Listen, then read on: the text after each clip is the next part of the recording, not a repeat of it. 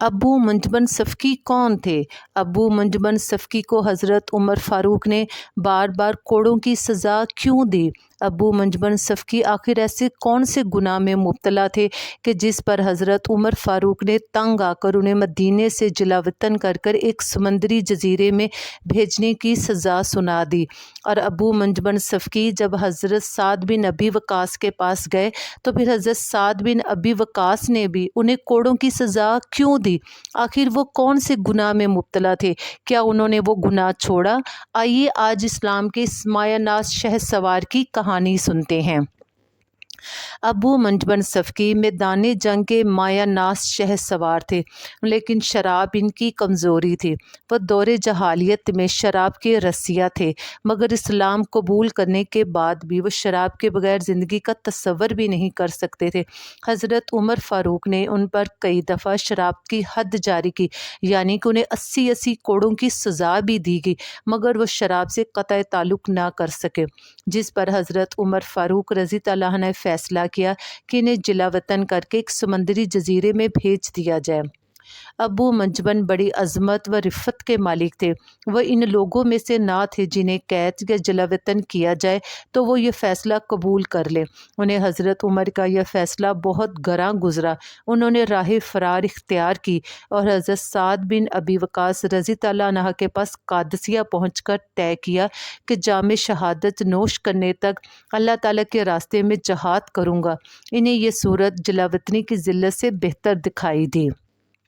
हज़रत उमर फ़ारूक रज़ी तआला अन्हु अबू मंजबन की दिलावरी, पेशकदमी, मैदान जंग में जहाद के फ़ितरी शौक़ और शहसवारी के साथ तीर अंदाज़ी के लगाव को बखूबी जानते थे, मगर शराब से इश्क भी उनके सामने था। इसलिए जब इन्हें अबू मंजबन के फ़रार का इल्म हुआ तो उन्होंने फ़रमाया, अबू मंजबन इसलिए भागे हैं कि वह अपनी सज़ा की मुद्दत दुश्मनों से जहाद करते हुए गुजार दे। वह साद बिन अबी वक़ास के पास कादसिया जाएंगे और वहाँ जंग और तीर अंदाज़ी में हिस्सा लेकर अपने दिल का शौक़ पूरा करेंगे। हज़रत उमर ने हज़रत साद को पैगाम भेजा, अगर अबू मंजबन आपके पास आएँ तो इन्हें गिरफ़्तार करके अपने पास कैद कर लें। इधर अबू मंजबन हज़रत साद के लश्कर में पहुँचे, उधर हज़रत उमर का हुक्मनामा भी पहुँच गया। हज़रत साद ने हज़रत फ़ारूक के हुक्म की तामील करते हुए अबू मंजबन को गिरफ़्तार कर अपने ही खैमे में कैद कर दिया। सुबह तलू हुई, कादसिया का मैदान जंग तैयार हो गया। अबू मंजबन ने घोड़ों की आवाज़ें और तलवारों की झनकारें सुनी। मुजाहिदीन के नारे जो दिलों को गरमा रहे थे कि या रसूल अल्लाह, या रसूल अल्लाह। तो अबू मंजबन का दिल शौक़े जहाज़ से तड़प उठा, सीना जज्बा जहाज़ से लबरेज हो गया। वह किसी डसे हुए दुखी की तरह रो रहे थे और दिल में कह रहे थे, क्या मेरा औरतों के दरमियान औरतों की तरह कैद होकर बैठे रहना सही है, जबकि शहसवार घोड़ों की पुश्तों पर सवार होकर अपना दिली मकसद फ़तह या शहादत हासिल कर रहे हैं। अफ़सोस है मुझ पर अफ़सोस है। अल्लाह करे कि अल्लाह उन बुज़दिलों की आँखें नींद आशना ना हो जो अल्लाह की कसम मैदान जंग से भाग जाते हैं। मैं तो मैदान जंग में इसलिए आया था कि अपने मुजाहिद भाइयों के साथ मिलकर जहाद करूँगा और रब्बे कायनात से इनाम शहादत हासिल करूँगा। हाँ, जब उन्होंने देखा कि कादसिया के मैदान में जंग पूरे ज़ोर शोर से जारी है, इसके शोले आसमान से बातें कर रहे हैं, तो इन्हें जाम व मीना याद रहा, ना साकी और ना सिहने गुलिस्तान।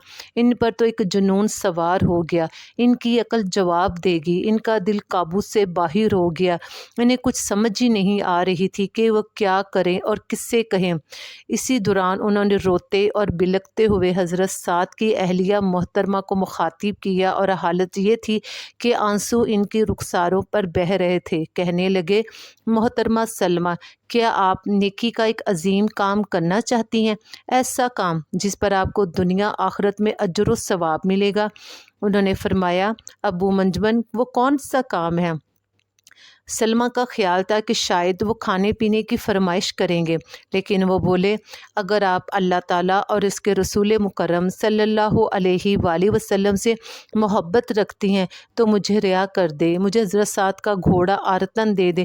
پھر ٹھنڈی سانس لیتے ہوئے اشکبار آنکھوں سے کہنے لگے سلمہ میں اللہ تعالیٰ کے نام پر آپ سے عہد کرتا ہوں اگر میرے رب نے مجھے محفوظ رکھا تو میں واپس آ کر دوبارہ اپنے پاؤں میں یہ بیڑیاں پہن لوں گا۔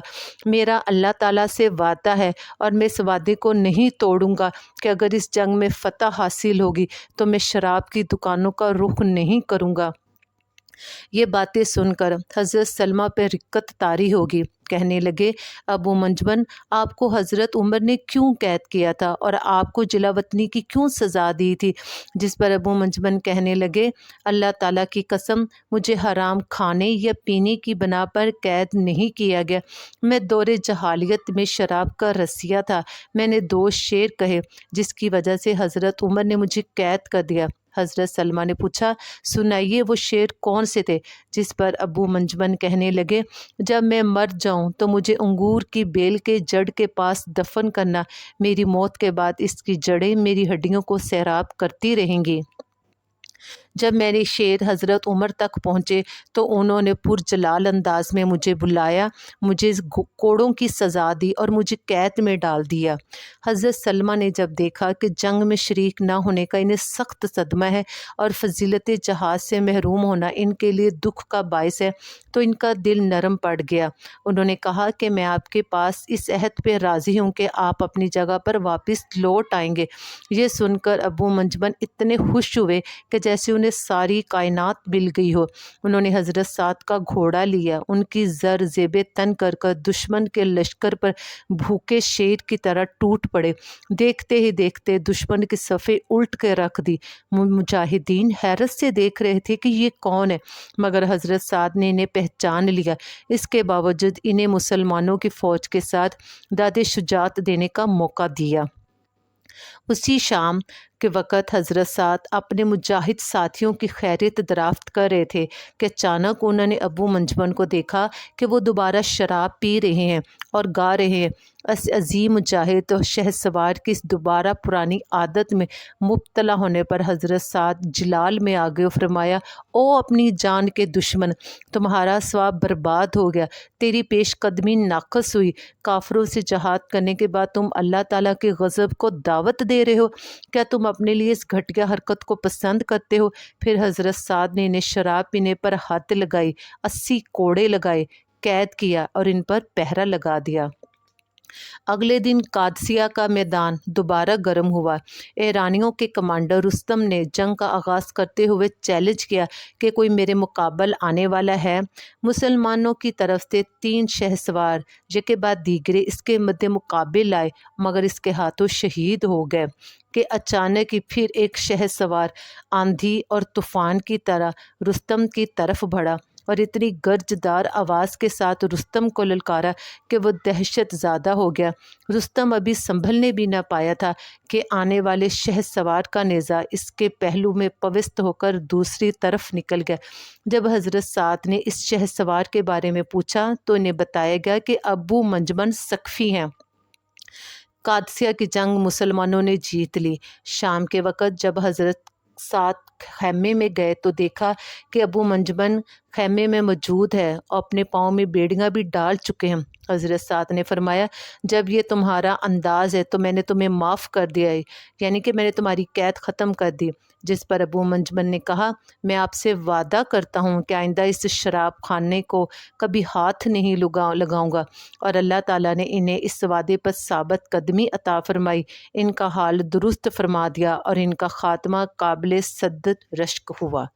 اللہ تعالیٰ کی کروڑوں رحمتیں ہوں مسلمانوں کے تمام جان باز شہسواروں کے اوپر جنہوں نے اپنی جانوں کا نذرانہ دے کر اسلام کا جھنڈا پوری دنیا میں بلند کیا۔ ملتے ہیں کل۔